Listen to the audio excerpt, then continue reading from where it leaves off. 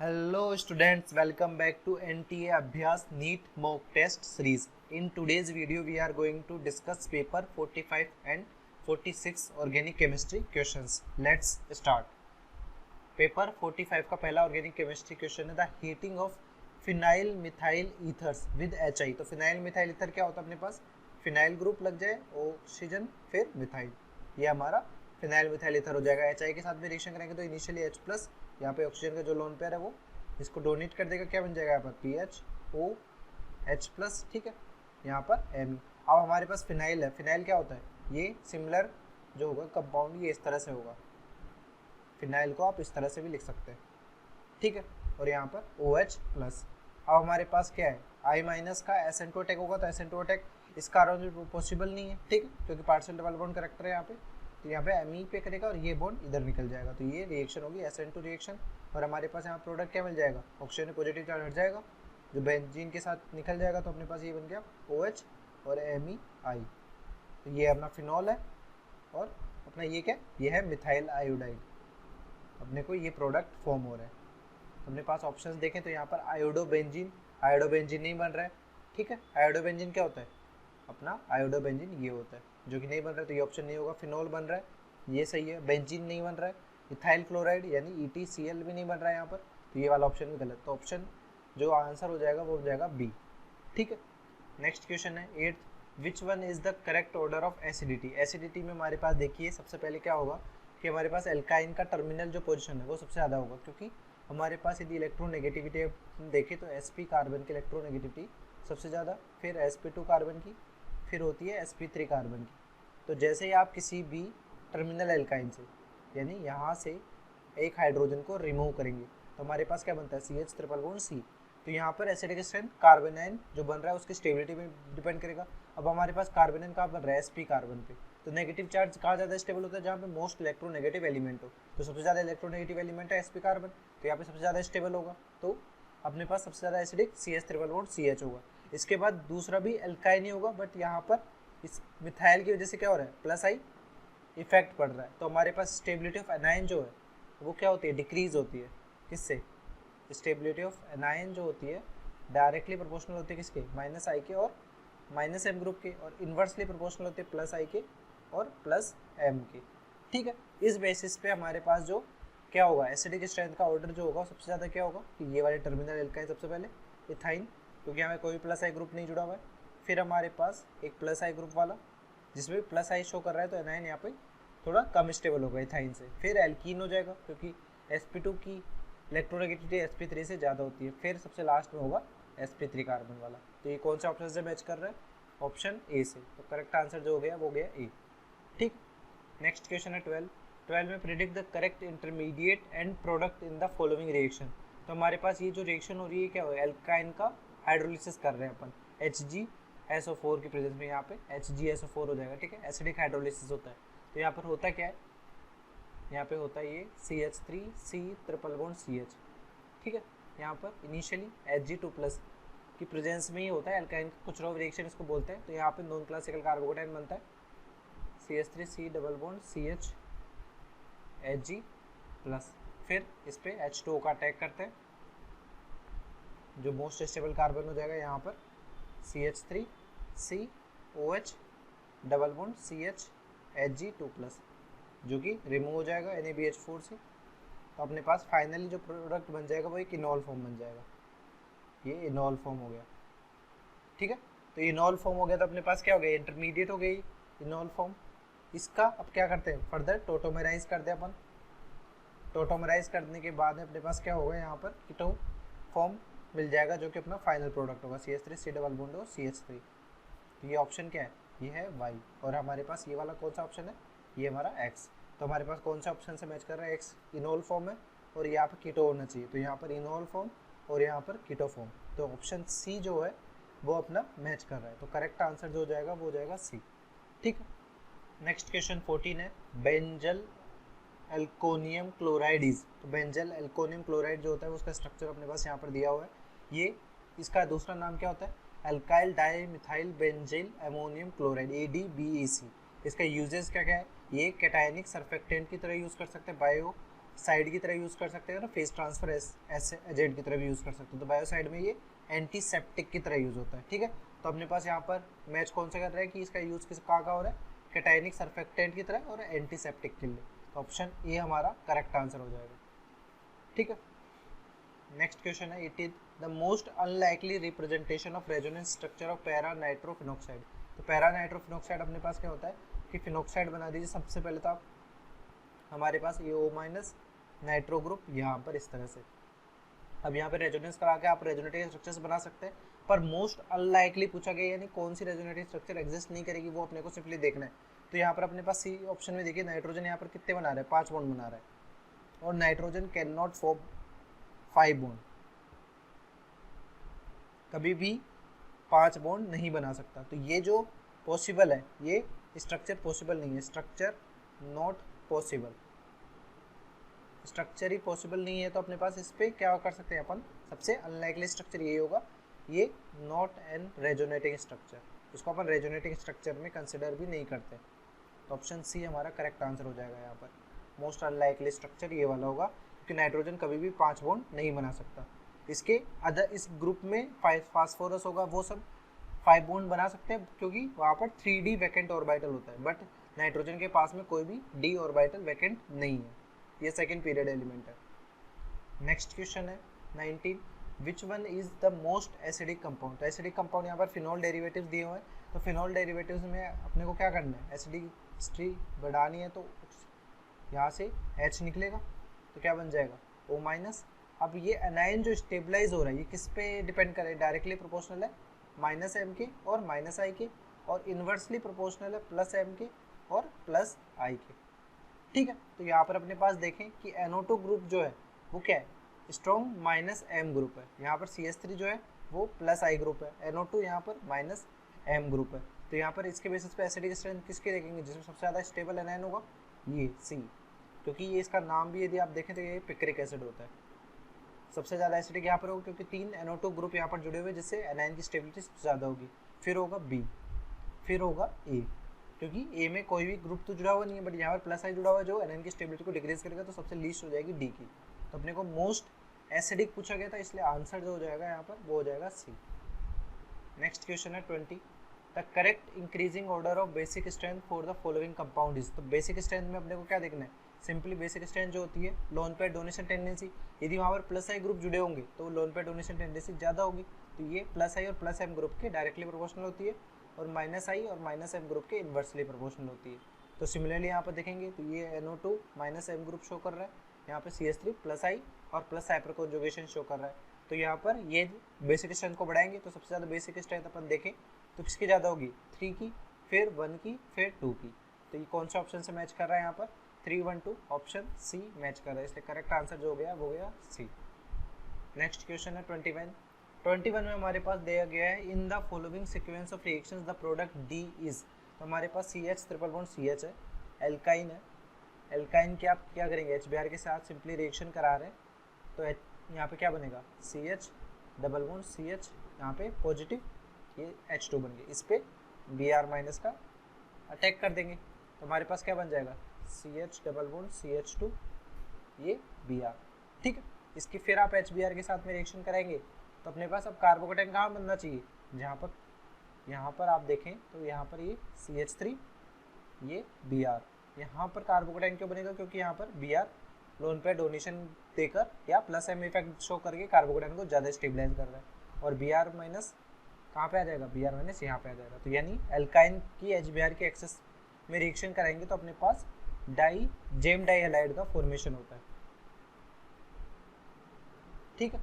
तो ये GeM die halide का फॉर्मेशन हो गया। इसमें आप एक बार क्या कर रहे हैं, एल्कोहलिक KOH यूज़ कर रहे हैं, एल्कोहलिक KOH में यानी माइनस HBr का रिमूवल, तो अपने पास क्या होगा, यहाँ पे CH double bond CH2 Br, फिर एक बार अब हमारे पास ये क्या है, वाइनिलिक HBr रिमूव करना है, तो ये स्ट्रॉन्ग बेस यूज़ करेंगे, एल्कोहलिक KOH से तो काम होगा नहीं, तो NaNH2 से अपन HBr का रिमूवल कर देंगे, यहाँ पर भी एलिमिनेशन होगा और क्या बन जाएगा, फाइनली एल्काइन का रिमूवल फॉर्म हो जाएगा। तो ये अपने पास है इथाइन, जो कि कौन से ऑप्शन से मैच कर रहा है, ऑप्शन बी से। तो करेक्ट आंसर यहाँ पर हो गया बी, ठीक है।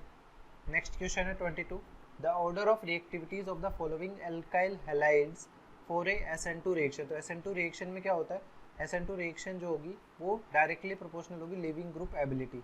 तो यहाँ पर सबसे ज़्यादा लिविंग ग्रुप एबिलिटी किसकी है, यहाँ पर सबसे ज़्यादा अच्छा लिविंग ग्रुप है I-, then Br-, then Cl-, then F-। ठीक है, लिविंग ग्रुप एबिलिटी क्या होती है, डायरेक्टली प्रोपोर्शनल होती है स्टेबिलिटी ऑफ एनायन की। तो अपने पास ये क्या है, टॉप टू बॉटम जा रहे हैं, टॉप टू बॉटम पे यदि साइज बढ़ रही है, साइज इंक्रीजेस, तो स्टेबिलिटी ऑफ एनायन इंक्रीजेस।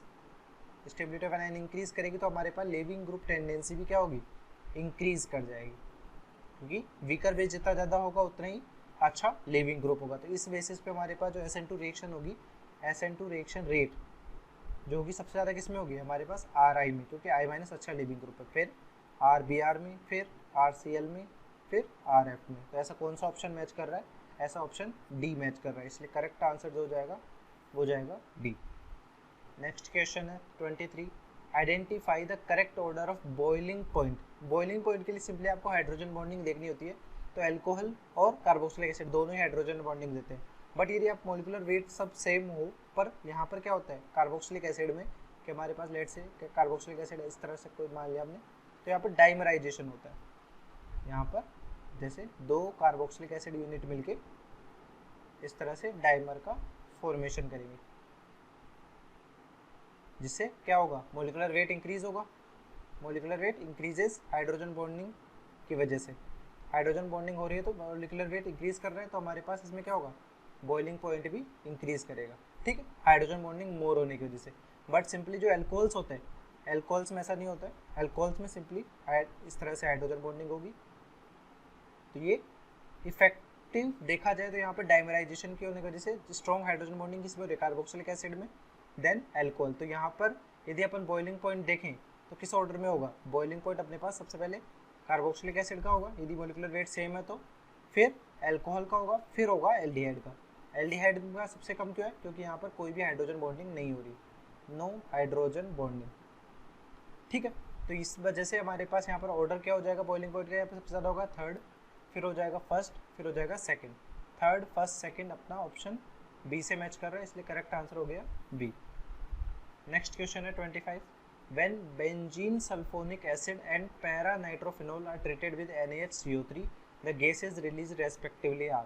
तो हमारे पास बेंजीन सल्फोनिक एसिड अपने पास क्या होता है, अपने पास बेंजीन सल्फोनिक एसिड ये है SO3H, और पैरा नाइट्रोफिनोल ये वाला ये दिया हुआ, यानी OH के पैरा पे NO2 ग्रुप जो कि फिनोल से ज़्यादा एसिडिक है। तो इन दोनों की आप रिएक्शन क्या करेंगे, NaHCO3 के साथ में कराएंगे, तो दोनों ही अपने पास, ये भी अपने पास कार्बन डाइऑक्साइड गैस देगा और ये भी कार्बन डाइऑक्साइड गैस देगा, जो कि अपने को कहाँ से मिल रही है, NaHCO3 से, जो अपने को क्या मिलता है यहाँ से, ये है ये एसिडिक H को लेके जाएगा, क्या बनेगा H2CO3, जो H2CO3 डिसोसिएट किस में होगा, H2O + CO2 में। ठीक है, तो यहाँ पे दोनों के दोनों कार्बन डाइऑक्साइड अपने को NaHCO3 से मिल रहा है। अब अपने पास ये कन्फ्यूजन होता है कि फिनोल तो रिएक्शन करता ही नहीं, सिंपल जो फिनोल यदि आपको दिया हुआ है तो NaHCO3 के साथ में इसकी रिएक्शन नहीं होगी, पर यदि वहाँ पर कोई भी इलेक्ट्रॉन विड्रॉइंग ग्रुप जुड़ा हुआ है ऑर्थो पैरा पे, जैसे यहाँ पर पैरा पे, ऑर्थो पे थोड़ा लीस्ट एसिडिक होता है, यदि पैरा पे यदि जुड़ा हुआ है NaHCO3 के साथ में तो ये रिएक्शन कर जाता है, इसकी एसिडिक स्ट्रेंथ बढ़ जाती है हमारे पास, क्योंकि ये जो है इसके एसिडिक स्ट्रेंथ H2CO3 से ज़्यादा है, H2CO3 से इसके एसिडिक स्ट्रेंथ ज़्यादा होगी, तो हमारे पास ये एनायन बना लेगा और इसके साथ H2CO3 बन जाएगा। ठीक है, H2CO3 बन जाएगा जो कि फर्दर डिसोसिएट हो जाएगा H2O + CO2 में। तो हमारा यहाँ पर आंसर क्या होगा कि दोनों ही केस में अपने पास कार्बन डाइऑक्साइड गैस रिलीज हो रही है। ठीक है, नेक्स्ट क्वेश्चन है 26, बेंजोइल क्लोराइड। बेंजोइल क्लोराइड क्या होता है, PHC≡OCl ये होता है। ये बेंजोइक एसिड से कब बन सकता है कि हमारे पास PHC≡OH, इससे बनाने के लिए अपने पास यहाँ पर रिएजेंट अपन यूज़ कर सकते हैं SOCl2 थायोनिल क्लोराइड। तो ऑप्शन सी हमारे पास क्या हो जाएगा, करेक्ट आंसर हो जाएगा for this conversion. Next question है 29, IUPAC name of the compound. IUPAC name में यहाँ पे मेजर फंक्शनल ग्रुप एल्डिहाइड है, तो नंबर 1 या को देंगे 1 2 3 4 5 6। तो 2 पे मिथाइल है, 3 पे कीटो है, तो इसका नाम क्या हो जाएगा 3 कीटो 2 मिथाइल। ये हेक्स हो जाएगा, 6 कार्बन की पेरेंट चेन है, डबल बॉन्ड किस पे आ रहा है 4 पे, 4 इन 1 एल, तो ऐसा कौन सा ऑप्शन मैच कर रहा है 3 कीटो 2 मिथाइल हेक्स 4 इन 1 L, option D. Correct answer जो हो गया वो हो गया डी। नेक्स्ट क्वेश्चन है 41, विच of the following reactions is appropriate for converting acetamide into methyl amine. Acetamide हमारे पास क्या होता है CH3CONH2, इसको हम बोलते हैं एसिटामाइड। इससे हमारे पास क्या मिल रहा है, इससे मिल रहा है मिथाइल एमाइन CH3NH2। ठीक है, ये कब मिल सकता है अपने पास, जब अपन यहाँ पर Br2 विद KOH रिएजेंट की तरह यूज करें। और ये रिएक्शन कौन सी हो जाएगी, ये हो जाती है हाफमैन ब्रोमेमाइड रिएक्शन। ठीक है, इसमें डायरेक्टली क्या होगा, प्राइमरी एमाइड कन्वर्ट होता है प्राइमरी अमाइन में, तो ऑप्शन ए हमारे पास करेक्ट आंसर हो जाएगा। ठीक है, Stephen reaction, Gabriel phthalimide synthesis और कार्बामेन रिएक्शन में अपने पास रिएक्टेंट के तौर पे एसिटामाइड नहीं होता है। ठीक है, इनमें एमीन एज ए प्रोडक्ट बनता है, बट यहाँ पे तो कार्बामेन में तो एजोसाइनाइड बनता है, यहाँ पर भी एमाइन बनेगा और यहाँ पर भी एमाइन बनेगा, बट दोनों ही केस में अपने पास एसिटामाइड एज ए रिएक्टेंट नहीं होता है, तो अपने पास यहाँ पर आंसर ए हो जाएगा। नेक्स्ट क्वेश्चन है 45, of the following which is the product formed when cyclohexanone undergoes aldol condensation. तो साइक्लोहेक्सेनोन अपने पास है ये वाला स्ट्रक्चर। ठीक है, इसका एल्डोल कंडेंसेशन करना है तो एक और यूनिट आप साइक्लोहेक्सेनोन की ले लीजिए। हमारे पास साइक्लोहेक्सेनोन की अपनी एक और यूनिट ले ली, यहाँ पे अल्फा पोजीशन पे हाइड्रोजन है और ये डबल बॉन्ड है, यहाँ से वाटर का सिंपली रिमूवल हो जाएगा -H2O, तो फॉर्म क्या हो जाएगा यहाँ पर फाइनल प्रोडक्ट, ये आप ट्रिक की तरह यूज़ कर सकते हैं एल्डोल कंडेंसेशन में। तो यहाँ पर डबल बॉन्ड ये 6 मेंबर टिन इस तरह से हो जाएगी। ठीक है, ये एल्डोल कंडेंसेशन मैकेनिज्म है। तो इस तरह से हमारे पास जो प्रोडक्ट बन जाएगा वो कौन सा बन रहा है ये अपने को देखना है, तो ऑप्शन ए मैच कर रहा है, इसलिए करेक्ट आंसर यहाँ पर हो जाएगा ए। नेक्स्ट अब हम टेस्ट नंबर 46 स्टार्ट करने जा रहे हैं। इसका पहला क्वेश्चन है विच of the following reaction will not liberate ethyne gas. तो अपने पास यहाँ पर देखिए कैल्शियम कार्बाइड, कैल्शियम कार्बाइड क्या होता है Ca2+ C2 इसका आप यदि हाइड्रोलिसिस करेंगे H+OH-, तो हमारे पास C2H2 का फॉर्मेशन होगा जो कि इथाइन है। ऐसे CHI3 की रिएक्शन कराएंगे तो CHI3 की रिएक्शन में यदि सिल्वर के साथ में कराएंगे अपने पास, तो ये मैकेनिज्म कुछ ऐसा होगा हमारे पास यहाँ पर इस तरह से, यहाँ पर 6 मोल्स AgI के रिमूव हो जाएंगे, 6 मोल्स AgI के रिमूव हो जाएंगे, तो हमारे पास बनेगा CH ट्रिपल बॉन्ड CH। ठीक है, तो ये दोनों ही क्या है इथाइन का फॉर्मेशन हो रहा है, बट यहाँ पर CH3Cl की सिल्वर के साथ में रिएक्शन कराएंगे तो कोई भी प्रोडक्ट नहीं मिलेगा, तो नो रिएक्शन। तो अपने पास यहाँ पर क्या मिल रहा है कि कौन सी रिएक्शन में इथाइन गैस लिबरेट नहीं हो रही है, ऑप्शन ए में, तो करेक्ट आंसर जो हो जाएगा वो हो जाएगा ए। नेक्स्ट क्वेश्चन है phenol does not react with NaHCO3 because. तो हमारे पास जो फिनॉल है, फिनॉल की रिएक्शन आपने कराई NaHCO3 के साथ में। ठीक है, NaHCO3 के साथ में रिएक्शन कराने में अपने पास क्या बन जाएगा PHO- Na+ और यहाँ पर H2CO3। तो ये एसिड बेस रिएक्शन है। एसिड बेस रिएक्शन कब पॉसिबल हो सकती है कि हमारे पास फॉरवर्ड रिएक्शन में हमारे पास जो बेस एसिड मिले वो वीक एसिड हो, पर यहाँ पर देखें तो H2CO3 जो कार्बोनिक एसिड है वो फिनॉल से क्या होता है स्ट्रॉन्ग एसिड होता है, तो ये रिएक्शन क्या होगी बैकवर्ड डायरेक्शन में जाएगी, रिएक्शन उस डायरेक्शन में जाती है जिधर वीक एसिड बने, तो यहाँ पर रिएक्शन बैकवर्ड होने की वजह से ये रिएक्शन फॉरवर्ड नहीं जा रही, यानी फिनॉल सोडियम बाइकार्बोनेट के साथ रिएक्शन नहीं करता है। तो हमारे पास इसका रीजन क्या है कि phenol is a weaker acid than carbonic acid. Carbonic acid अपना क्या होता है H2CO3। ठीक है, इसी तरह से फिनॉल को भी अपन कुछ नाम देते हैं, वो कार्बोलिक एसिड होता है, तो इसमें कंफ्यूज ना हो आप, कार्बोनिक किसको बोलते हैं H2CO3 को, कार्बोलिक किसको बोलते हैं फिनॉल को, तो ऑप्शन ए हमारा करेक्ट आंसर हो जाएगा। ठीक है, नेक्स्ट क्वेश्चन है hybridization of oxygen in diethyl ether. Diethyl ether अपने पास क्या है ये मॉलिक्यूलर डाइथाइल ईथर, ऑक्सीजन के पास 2 लोन पेयर है, तो अपने पास अपन क्या काउंट करते हैं स्टेरिक नंबर में, स्टेरिक नंबर में number of sigma bond plus lone pair, तो लोन पेयर यहाँ पर है सिग्मा बॉन्ड कितने हैं 2, लोन पेयर कितने हैं 2, तो टोटल 4, दैट मीन्स हाइब्रिडाइजेशन क्या होगा sp3, 4 sp3 हाइब्रिड ऑर्बिटल मिलके ये सारे के सारे 2 लोन पेयर को और 2 कोवेलेंट बॉन्ड का फॉर्मेशन कर रहे हैं, तो हमारा जो आंसर हो गया हो जाएगा ऑप्शन सी। नेक्स्ट क्वेश्चन है 6, विच of the following statement is correct about A carbonyl group. तो कोई भी कार्बोनिल ग्रुप है तो हमारे पास क्या होता है RC≡R'। ठीक है, ये कार्बोनिल ग्रुप है तो ये कार्बन क्या है sp2 हाइब्रिडाइज्ड। sp2 हाइब्रिडाइज होने का मतलब क्या है कि ये एल्काइल R और ये ऑक्सीजन सबके सब क्या है प्लेनर प्लेनर है, एक प्लेन में एग्जिस्ट करते हैं, planar molecule.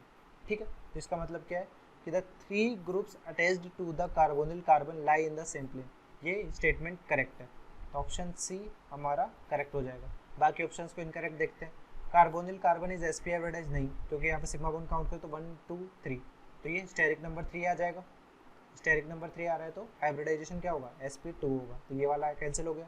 Carbonyl carbon sp3 भी नहीं है, तो 3 groups attach to the carbonyl carbon line different planes, तो ये भी सही नहीं है कि हमारे पास sp2 कार्बन यदि है तो इससे जुड़े हुए सारे कार्बन क्या होंगे, एक ही प्लेन में लाई करेंगे, तो ऑप्शन सी अपना करेक्ट आंसर होगा।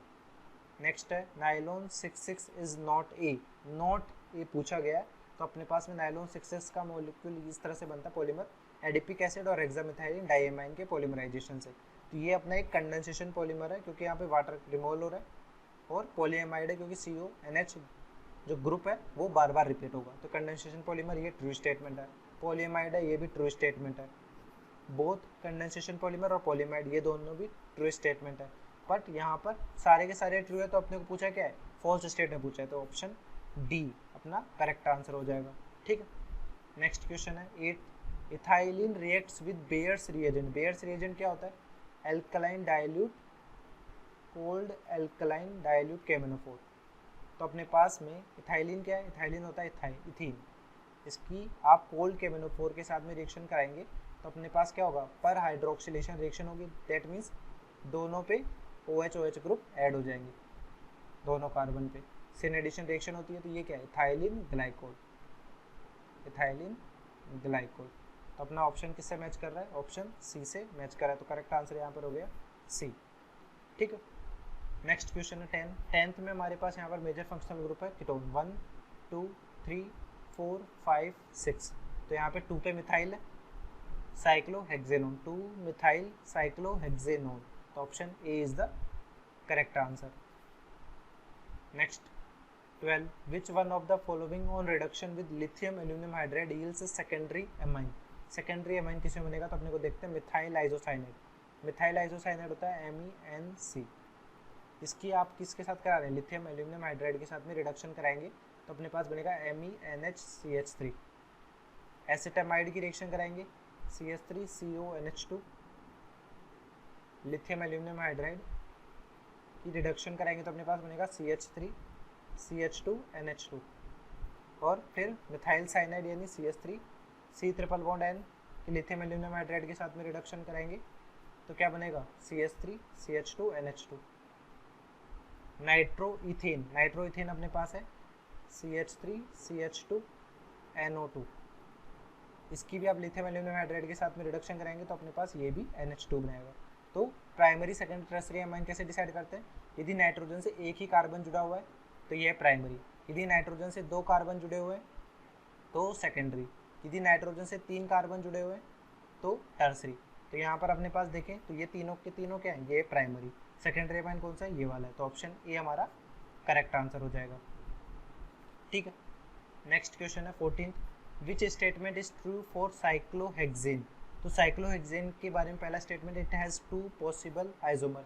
नहीं, साइक्लोहेक्सेन के आइसोमर देखें तो अपने पास chair, half chair, twist boat, boat, ये सब होते हैं, तो 2 से ज़्यादा ही है, तो ये स्टेटमेंट फॉल्स हो गया। इट हैज़ 3 कन्फॉर्मेशंस, ये भी पॉसिबल नहीं, कन्फॉर्मेशन भी 3 से ज़्यादा है, फॉल्स हो गया। Boat conformation is most stable, नहीं, चेयर कन्फॉर्मेशन सबसे ज़्यादा स्टेबल होता है, तो ये भी स्टेटमेंट फॉल्स हो गया। बट यहाँ पर देखिए chair and boat conformation differ in energy, तो चेयर और बोट के बीच में जो डिफरेंस होता है वो अराउंड 30 किलो जूल होता है, ठीक है, बट ये डेटा वेरी भी कर सकता है, वेरी नहीं सॉरी, यहाँ पर अपने पास 44 किलो जूल दिया हुआ है, बट अपने पास यहाँ पर जो मोस्ट अप्रोप्रिएट आंसर होगा वो ट्रू स्टेटमेंट यही हो सकता है, क्योंकि डिफरेंस यहाँ पे बोला गया है कि चेयर और बोट कन्फॉर्मेशन में एनर्जी का डिफरेंस है, चाहे वो डेटा अपने पास कुछ भी दिया हो यहाँ पर, ठीक है, तो इस बेसिस पे आप इसको क्या करेक्ट कर सकते हैं, ऑप्शन डी को, ये मोस्ट अप्रोप्रिएट आंसर है।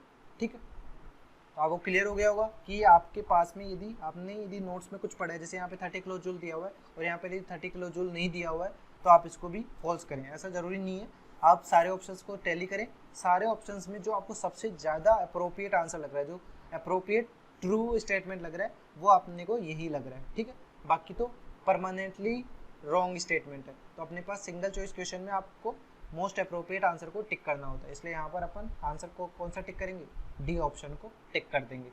ठीक है, नेक्स्ट क्वेश्चन है 15 में बोला गया in which of the following pairs A is more stable than B. तो ए में हमारे पास देखिए ये सेकेंडरी फ्री रेडिकल है, ये टर्सरी फ्री रेडिकल है, तो अपने पास में यहाँ पर प्लस आई इफेक्ट ज़्यादा होगा। तो स्टेबिलिटी ऑफ फ्री रेडिकल जो होती है, stability of carbon free radical directly proportional होगी प्लस आई के और प्लस एम, क्योंकि ये इलेक्ट्रॉन डिफिशिएंट होता है, और माइनस आई और माइनस एम ग्रुप के इन्वर्सली प्रोपोर्शनल होती है। तो यहाँ पर स्टेबिलिटी किसकी ज़्यादा होगी, बी की ज़्यादा होगी। यहाँ पर देखें तो ये 3 मेंबर्ड पे sp2 कार्बन है, तो यहाँ पर क्या होगी, मोर एंगल स्ट्रेन होगा, more angle strain. More angle strain क्यों, क्योंकि हमारे पास यहाँ पे 6 मेंबर्ड है, 6 मेंबर्ड पे तो बॉन्ड एंगल अराउंड 120 होता है, और यहाँ पर sp2 हाइब्रिडाइजेशन में 120 चाहिए, बट यहाँ पर 60 डिग्री है, जबकि होना कितना चाहिए 120, तो 60 डिग्री का यहाँ पर एंगल स्ट्रेन होगा। तो एंगल स्ट्रेन होने की वजह से स्टेबिलिटी डिक्रीज होगी, तो यहाँ पे स्टेबिलिटी किसकी ज़्यादा होगी, 6 मेंबर रिंग पर फ्री रेडिकल की ज़्यादा होगी।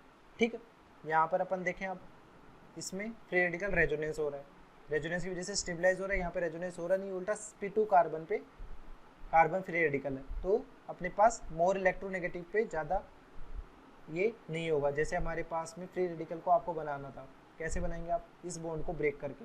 अब ये बॉन्ड ब्रेक करने के लिए आपको एनर्जी ज़्यादा देनी पड़ेगी, क्योंकि यहाँ से अपने पास जो बनने वाला फ्री रेडिकल है वो लीस्ट स्टेबल है। तो यहाँ पर सबसे ज़्यादा स्टेबिलिटी दोनों में देखें, ए और बी में, तो बी हो जाएगा क्योंकि रेजोनेंस स्टेबलाइज्ड है। डी ऑप्शन में देखें तो यहाँ पर इस कार्बन से 3 फेनिल जुड़े हुए हैं, यानी 3 फेनिल क्या 3 बेंजीन रिंग जुड़े हुए हैं, और यहाँ पर भी 3 बेंजीन रिंग जुड़े हुए हैं।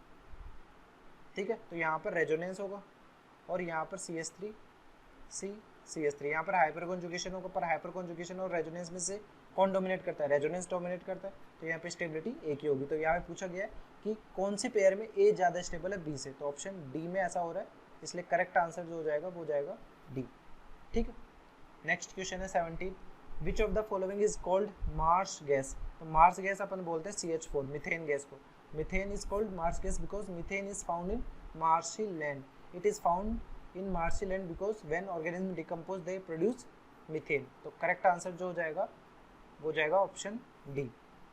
नेक्स्ट क्वेश्चन है Minamata disease is due to pollution of. तो हमारे पास जो मिनीमाटा डिजीज हुई थी वो जापान में मिनीमाटा बे में कुछ क्या होते मरकरी कंपाउंड्स की वजह से पॉल्यूशन हो गया था, तो उसकी वजह से अपने पास में फूड पॉइजनिंग टाइप की डिजीज हो गई थी। तो यहाँ पर मेनली अपने पास इसका जो रीजन था वो क्या था कि अपने पास में arsenic into the atmosphere, atmosphere में ऐसा कुछ नहीं हो रहा था। इसकी वजह से देखें तो fishing water by industrial waste mercury, organic waste into drinking water. तो अपने पास में ये जो पॉल्यूशन हुआ था मेनली किसके लिए वजह से होता कि अपने पास fish and shellfish living in Minamata Bay की वजह से इसमें मरकरी कंपाउंड्स की पॉल्यूशन हो गया था। तो यहाँ पर करेक्ट आंसर जो हो जाएगा वो हो जाएगा option C, fishing water by industrial waste. ठीक है, कि जैसे इंडस्ट्रियल वेस्ट जा रहा है और क्या बोलते हैं उसे कंज्यूम कर रहे हैं वहाँ पर जो भी फिश है, और फिर उन विश को अपन ह्यूमन बॉडी में कंज्यूम कर रहे हैं, तो अपने पास में डिजीज प्रोड्यूस हो रही थी। तो अपने पास यहाँ पर आंसर जो हो जाएगा वो हो जाएगा ऑप्शन सी। नेक्स्ट क्वेश्चन है 22, the equilibrium constant for the following reaction is. तो हमारे पास इस रिएक्शन के लिए pK 9 दिया हुआ है और इसके लिए pK 20 दिया गया है। तो अपने को पूछा गया है कि equilibrium constant for whole reaction क्या होगा। तो यहाँ पर पहले देखिए कि यहाँ पर ये एसिडिक एच आप यदि रिमूव करते हैं तो इसके लिए इक्विलिब्रियम कांस्टेंट pK आपने को 9 दिया हुआ है, तो pK से आप क्या निकाल सकते हैं, Ka की वैल्यू निकाल सकते हैं, तो 10⁻⁻9 आ जाएगा। इसी तरह से हमारे पास इससे एसिडिक एच निकला और ये बना, तो अपने पास इसके लिए Ka 10⁻20 होगा। अब हमारे पास फर्स्ट और सेकेंड रिएक्शन को, यदि सेकेंड को इस रिएक्शन को आप इसमें से सब्ट्रैक्ट करते हैं तो ये अपने पास फाइनल रिएक्शन आ जाएगी। तो अपने पास क्या होगा, यदि आप रिएक्शन को सब्ट्रैक्ट करते हैं तो अपने पास इक्विलिब्रियम कांस्टेंट क्या हो जाते हैं, डिवाइड हो जाते हैं। तो इस तरह से डिवाइड करके फाइनल इक्विलिब्रियम कांस्टेंट क्या हो जाएगा 10⁻11। तो ऑप्शन ए हमारा करेक्ट आंसर हो जाएगा।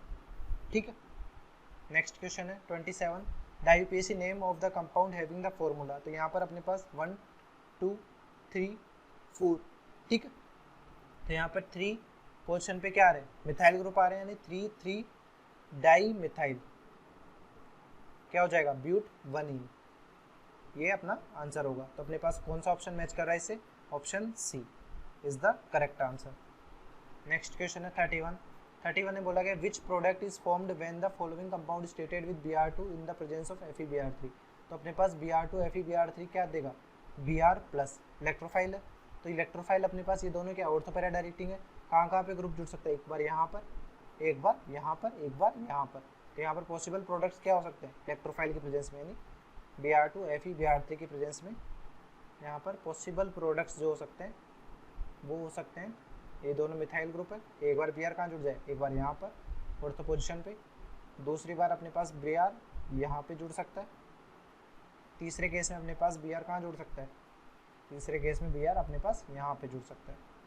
ठीक है, तो अपने पास ऑप्शन देखें तो अपने पास में यहाँ पर 2 Br, एक ही Br जोड़ दें तो ये ऑप्शन नहीं होगा, यहाँ पर कोई भी जुड़ा हुआ नहीं है, यहाँ पर ये वाला ऑप्शन किससे मैच कर रहा है, इस ऑप्शन से मैच कर रहा है, यहाँ पर ये मेटा पोजिशन है, मेटा पोजिशन पे कहीं पे भी Br नहीं जुड़ा हुआ है, तो इसलिए ऑप्शन सी हमारा यहाँ पर करेक्ट आंसर हो जाएगा। ठीक है, नेक्स्ट क्वेश्चन है 33, which of the following is not a broad spectrum antibiotic. तो हमारे पास यहाँ पर पेनिसिलिन जो है वो एक ब्रॉड स्पेक्ट्रम एंटीबायोटिक नहीं है, ये मेनली किसके लिए यूज होती है, ये active against infections caused by gram positive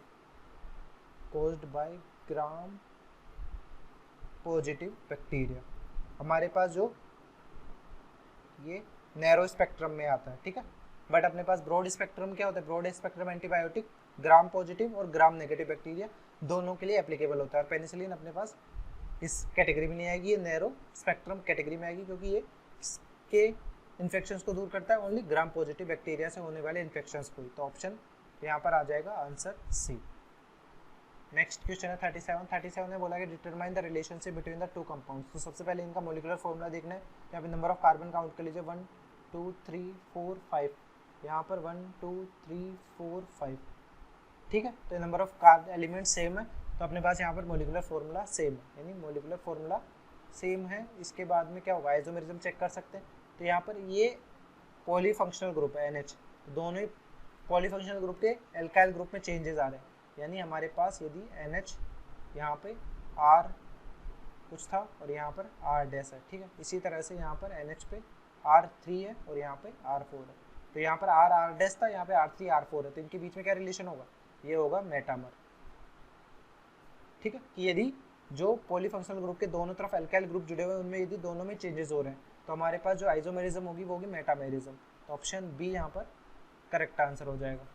ठीक है, नेक्स्ट क्वेश्चन है 39, Molisch test is given by. तो मोलिस टेस्ट जो होता है उसमें क्या होता है कि carbohydrates when treated with concentrate sulphuric acid undergoes dehydration to give furfural derivatives, this compounds condenses with alpha naphthol to form coloured products.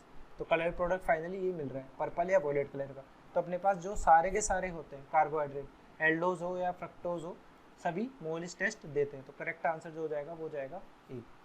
ठीक है, नेक्स्ट क्वेश्चन है 40, when phenol is heated with phthalic anhydride and H2SO4 it gives. तो ये phthalic anhydride test है, इसमें क्या होता है कि हमारे पास थैलिक एनहाइड्राइड ये दिया हुआ है, फिनोल यूनिट के साथ में कंसंट्रेट H2SO4 की प्रेजेंस में रिएक्शन होगी, तो यहाँ पर H2O मॉलिक्यूल रिमूव हो जाएगा और क्या फॉर्म होगा, फिनोफ्थैलीन का फॉर्मेशन हो जाएगा, इसलिए हमारा जो आंसर हो जाएगा यहाँ पर वो होगा डी। ठीक है, नेक्स्ट क्वेश्चन है 45, which one is most reactive towards nucleophilic addition reaction. तो यहाँ पर सभी एल्डिहाइड दिए हुए हैं, तो कोई भी एल्डिहाइड में न्यूक्लियोफिलिक एडिशन रिएक्शन फास्टर कब होगी, जब हमारा न्यूक्लियोफाइल ऐड कर रहा है यहाँ पर, तो डेल प्लस चार्ज यहाँ पर ज़्यादा होगा। तो डेल प्लस चार्ज ज़्यादा होने के लिए यहाँ पर ग्रुप्स कौन से पड़े जुड़े होने चाहिए, इलेक्ट्रॉन विड्रॉइंग ग्रुप जुड़े होने चाहिए। तो यहाँ पर अपने पास CH3 देखें तो ये प्लस I ग्रुप है, यहाँ पर NO2 देखें तो ये -M ग्रुप है जो कि इलेक्ट्रॉन विड्रॉइंग ग्रुप है, तो यहाँ पर CHO पे न्यूक्लियोफाइल के अटैक करने की वजह ज़्यादा होगी क्योंकि डेल प्लस चार्ज मोर होगा, मोर चार्ज, इसलिए न्यूक्लियोफिलिक एडिशन रिएक्शन यहाँ पर अपन देखें सबसे ज़्यादा जो होगी वो किस में होगी, यहाँ पर सबसे ज़्यादा होगी D में, फिर इसके बाद अपने पास किस में होगी A में, फिर होगी C में, क्योंकि एल्डिहाइड की कीटोन से कमी होती है, न्यूक्लियोफिलिक एडिशन रिएक्शन फास्टर ही होगी क्योंकि एल्डिहाइड में क्या हो रहा है, डेल प्लस चार्ज भी ज़्यादा है, स्टेरिक क्राउडिंग भी कम है। इसके बाद हो जाएगी बी की, तो अपने पास मोस्ट एक्टिव पूछा गया था, इसलिए ऑप्शन डी हमारा करेक्ट आंसर हो जाएगा। ठीक है,